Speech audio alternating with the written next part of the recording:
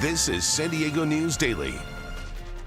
I'm Monica Dean. Let's get right into your top local stories on this Wednesday. The heat is keeping firefighters on their toes across the county, including in Chula Vista. You might remember this, the Border 2 fire that burned thousands of acres in Otay Mountain in January of last year. Well, this week, CAL FIRE suggests people not do any yard work with any machinery and dry grass, only clear defensible space in the cooler morning hours. And if you see a fire, act quickly to leave and call emergency crews. For those with plans to hike, they're asking you to be extra careful and diligent about hydrating.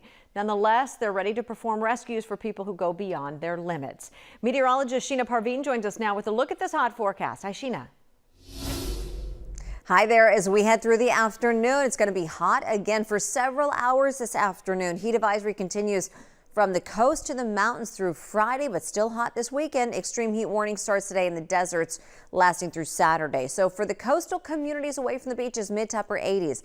Beaches will be close to 80 degrees again. Inland valleys, mid to upper 90s. I'm expecting more record highs across the county today, but also tomorrow and Friday. Mountains will be closer to 90 degrees today. Deserts near about 105 mostly. For the inland valleys, tomorrow we're going to be near 100 degrees. Friday also. By the way, Friday is officially the first day of spring. This is going to put us around 30 degrees above normal for the first day of spring, believe it or not. So it's going to be still feeling like summer with this prolonged heat wave. Saturday, we're still going to be hot inland around the mid 90s. Sunday, we're not going to be as hot, but this is still hot. Near 90 inland Sunday, some areas could be in the upper 80s and still hot next week. We'll look at your 10-day coming up. Thank you very much. Now to allegations against labor leader and civil rights icon Cesar Chavez. Today, 95-year-old Dolores Huerta, a fellow labor activist, released a statement saying she was sexually assaulted by Chavez twice and both resulted in pregnancy. This comes as the United Farm Workers Union canceled all celebrations honoring its founder, citing troubling allegations involving women and minors. NBC7's Omari Fleming reports. For many people, Cesar Chavez is a civil rights icon, but after what are being called disturbing allegations, his reputation taking a hit, and events meant to celebrate his legacy being canceled or reevaluated. Cesar Chavez's impact on civil rights and instilling the farming community with hope is enshrined in this farming mural at Chicano Park. A Navy ship and park here in San Diego also bears name. But Tuesday, the United Farm Workers, the organization the deceased labor leader helped found, issued this statement citing disturbing allegations against Chavez involving inappropriate behavior with young women and minors. Very emotional. At the historic Chavez house in East San Jose, where the labor leader lived and launched the workers' movement, Joel Herrera among the people who visited after being hit hard by the allegations. Anything that has to do with his dismantling of his legacy or whatever, it's just going to be a heartbreaking process. I already cried like 4 or 5 times a day. The UFW's lengthy statement notes they do not have any firsthand knowledge of the allegations against Chavez, and they haven't independently confirmed any. But as a result of the seriousness of the accusations, they have decided not to take part in any Cesar Chavez Day activities. That's triggered a cascading effect of organizations here in California and across the Southwest canceling or modifying Chavez-branded events. Cesar Chavez was a leader. This annual breakfast is part of the Cesar Chavez Week of Action here in San Diego County, starting at the end of the month. County officials now weighing how to move forward.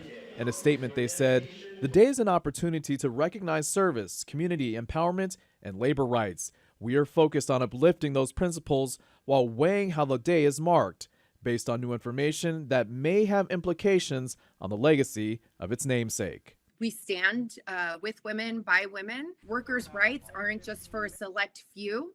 It is for everybody. Mirabel Mendoza heads a labor organization that helps farm workers. This brings to light and should bring to light to so many that a movement isn't just one person. A movement is all of us coming together to fight for the rights of all of us. The Cesar Chavez Foundation issued a statement saying they are deeply shocked and saddened by the disturbing allegations. The foundation is working with the farm worker movement to be responsive and support the people who may have been harmed. Omari Fleming, NBC7. Benefits for thousands of CalFresh and Medi-Cal recipients in San Diego are changing come April 1st. What you need to know, that's coming up. Stay with us.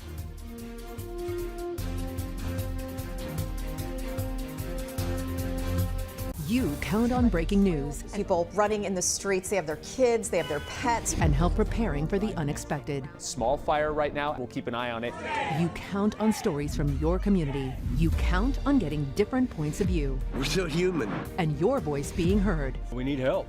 You count on in-depth reporting It's a mess, and it's making people sick. because you know the whole story is more than just the headline. This is coverage you count on, only on NBC7 and Telemundo 20. This is San Diego News Daily. I'm Monica Dean. Welcome back. Changes and funding cuts from the federal government will soon impact thousands of San Diegans. Refugees and asylum seekers here in San Diego are about to lose their CalFresh benefits as soon as next month. Starting April 1st, lawful non-citizens will not be able to renew their benefits. The San Diego Food Bank says about 13,000 people will be impacted here in the county. Then later in June, the food bank says about another 100,000 people who rely on CalFresh will see their work requirements change in order to keep receiving assistance. The food bank says it is preparing to shoulder the burden of helping more people in need.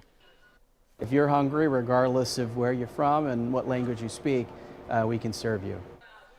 Starting next year, some people enrolled in Medi-Cal will also see their work requirements change. San Diego's housing market is starting to pick up. New data from the California Association of Realtors shows San Diego County home sales jumped 22% from January to February. The increase came while mortgage rates dipped to their lowest level in more than 2 years, briefly falling under 6%. But now rates are up again because of the war in Iran. The average 30-year mortgage rate is back to 6.3%. As for prices, the median sale price of existing single-family homes in San Diego County last month was just over $1 million. That is up 1% on the year. NBC7 meteorologist Sheena Parveen will have a look at your weather forecast outside right after this. You count on breaking news We continue to monitor several new developments. and help preparing for the unexpected. A red flag warning will start tomorrow. You count on stories from your community. You count on getting different points of view We're still human. and your voice being heard. The air is not safe. You count on in-depth reporting They were saying, finally, we feel that we're being taken seriously. because you know the whole story is more than just the headline. This is coverage you count on, only on NBC7 and Telemundo 20. Hi there, I'm NBC7 meteorologist Sheena Parveen. We're continuing with the heat advisory from the coast to the mountains, and the extreme heat warning starts today in the deserts. So for the coast today, near 80 at the beaches, mid to upper 80s for coastal communities, mid to upper 90s for areas inland, and I think we'll be seeing more record high temperatures again today. Mountains around 90, deserts near about 105. So this is a very long hot stretch, which is actually going to continue for part of the weekend, but also unseasonably hot next week too. So I'll show you that in just a second. But some heat safety tips for you as we head forward here. Hydrate before and during any outdoor activities, but avoid the peak heat hours in the afternoon. Make sure the pets have fresh water and shade. Never leave the kids or pets in a hot car. Some record-setting heat here as we end out the week, near 90 for the coast tomorrow and Friday, and inland around 100 degrees. Friday is the first day of spring. That'll put us around 30 degrees above normal, believe it or not. Saturday we're still hot. Sunday not as hot, but next week still unseasonably warm. All right, thank you. The San Diego Latino Film Festival returns today, celebrating 33 years. More than 100 films will be featured with a mix of shorts and feature films. Every year, the festival also presents a tribute award to an artist. This year's honoree is film director, screenwriter, and actor Luis Valdez. Organizers say this year's theme also focuses on the impact of the federal government's immigration policies on the Latino community. To just have this space of relief and community, but also a space to maybe reflect on some of these things. Some of the films do address immigration, which I think is also beautiful to remember the way that artists kind of present to us an offering of a new world. We're really hoping to kind of hold all of those different conversations, both the joy, maybe even some of the release of some of the pain as folks get to also reflect together. The festival kicks off today, runs through Sunday. You can find the film schedule and tickets if you're interested at sdlatinofilm.com. More coverage you count on at NBC7.com. Thanks for watching. Stay cool today. We'll see you this afternoon.